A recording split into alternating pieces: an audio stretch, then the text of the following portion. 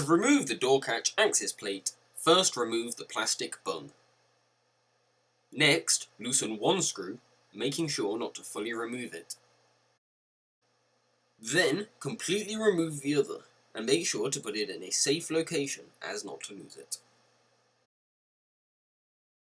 Slide the plate to one side and then retighten the loosened screw. You can now use beer line cleaner to wash the inside of the door. Leave for around 30 minutes.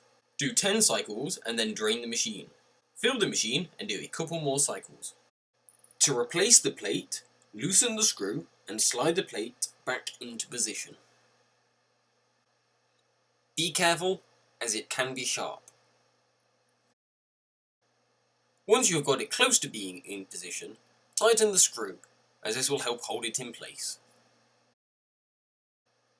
Replace the other screw and tighten both screws.